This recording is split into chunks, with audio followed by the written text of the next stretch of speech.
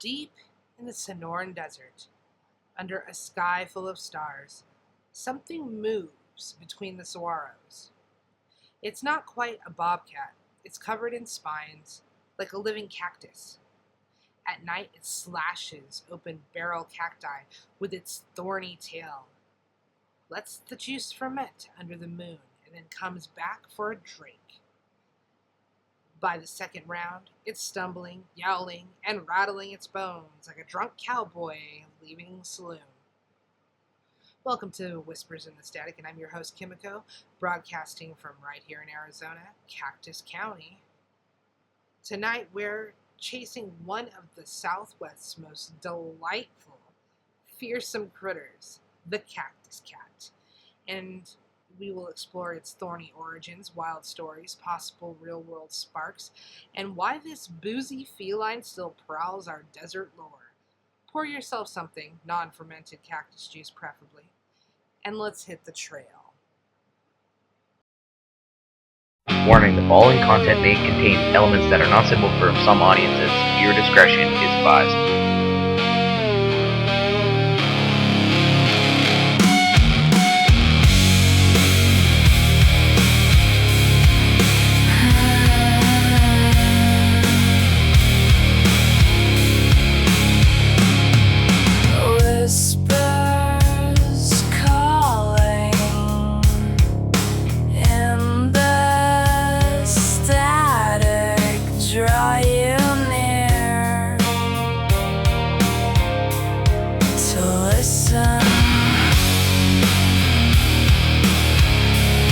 Kimiko is here to bring you fear of the unknown.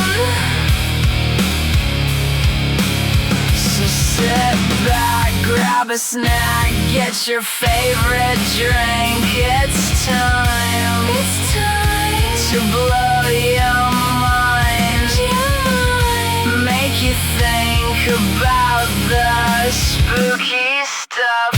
Whisper, whisper in the static.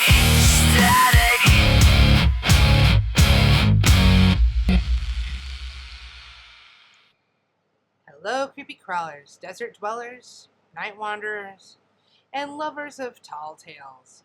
Whisper in the Static is your cozy corner for cryptids, folklore, and mysteries that thrive where pavement ends. So I'm coming to you from Phoenix, where the saguaros stand tall and the legends feel close enough to scratch you. Tonight, the Cactus Cat, a bobcat-like beast armored in cactus spines, famous for turning desert nights into one big fermented party. We'll cover its roots in fearsome critter lore, classic frontier stories, modern echoes, theories, and some listener tales from the Southwest. This one's lighter than our usual nightmares, but don't let the humor fool you. Those spines are sharp. The Cactus Cat belongs to a rich tradition of fearsome critters. Tall tales spun by cowboys, miners, and pioneers in the 19th and early 20th centuries to entertain each other around campfires or pass the time on long trails. These stories mixed real hardships with wild exaggeration. Our spiny friend first appeared in print in William T. Cox's 1910 book, Fearsome Creatures of the Lumber Woods, though oral versions likely circulated earlier across California, Nevada, Arizona, New Mexico, and into northern Mexico. Picture a creature the size of a large bobcat or mountain lion. Its fur, more like greenish, hair like thorns or spines, especially long ones on its legs, and a branching, armored tail that looks like a piece of cholla or prickly pear. Perfect camouflage in the desert. At night, it uses these spines to slash open barrel cacti or saguaros, letting the sweet juice ooze out. It wanders off, comes back later when the juice has fermented into a natural mezcal, like brew, and gets absolutely hammered. Then the real show starts, okay? The full legend goes like this. The Cactus Cat makes a circuit of several cacti, slashing each one. By the time it loops back, the first ones are nicely fermented, and it laps up the booze, getting drunker with each stop, and eventually staggers away, yowling, singing to the moon, and scraping its spiny bones together in a haunting desert serenade. Frontiersmen claim that if you followed a sober cactus cat on its rounds, that you could steal the fermented juice for yourself, but get caught.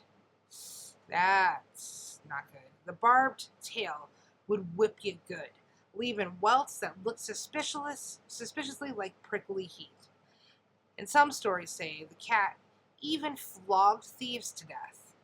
Other details: it's mostly nocturnal. It hides in cacti during the day, and its cry carries for miles. Some versions say that it's the spirit of the desert itself, embodying the harsh beauty, thirst, and surprises of the Southwest. So I've collected listener stories from the region. One Arizona rancher swore he heard a strange yowling and found slashed cacti with sticky residue. Another from New Mexico described a thorny shadow darting between plants at dusk. Share your encounters. I might just read them. So, is there anything real behind the spines? Most likely. Like Paul Bunyan and other fearsome critters, it was entertainment born from real desert life, fermenting cactus juice, which native peoples and settlers did use, bobcats climbing cacti, and the very real danger of spines and thorns. Real bobcats and mountain lions do climb saguaros. We have photos. Porcupines, coatimundis, or even javelinas interacting with cacti could spark stories. The cat covered in cholla spines after a bad day. Suddenly you have a living cactus feline. Some see it as a desert guardian spirit reminding us to respect the land, its plants, and the thin line between thirst and intoxication. As someone who lives here, I love how this legend captures the Southwest perfectly. It's tough, funny, a little dangerous, and full of hidden sweetness if you notice where to look. Even if it's just a story, it feels true to the land. The Cactus Cat lives in cryptozoology books, podcasts like this one here, art and desert folklore tours. It pops up in discussions of southwestern cryptids alongside things like the Thunderbird. You'll find merch, illustration, and even the occasional sighting. Claim on trail cams, usually explained as well creative interpretation. It reminds us why we tell stories, to make the harsh desert feel alive and a little less lonely. So out here in Arizona, when I drive through the desert at night and I see the saguaros silhouetted, I can almost imagine the spiny cat making its rounds. Maybe the cactus cat is still out there, getting tipsy and laughing at us humans who think that we own the land. What do you think, listeners? Is it a real critter? Or is it the best tall tale ever? Drop your thoughts, theories, whatever. Now we've wandered the thorny trails of the Cactus Cat tonight, from fermented cactus juice to desert serenades, and whether it's pure legend or a spirit still roaming, it's a perfect symbol of the wild, wondrous Southwest. Thanks for joining me in the static, friends. Stay hydrated and watch out for spines, and if you hear yowling at night, maybe leave a little juice out, just in case. Subscribe, share, whatever.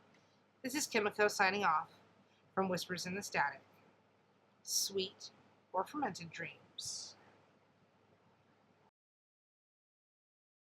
Warning, the following content may contain elements that are not suitable for some audiences. Viewer discretion is advised.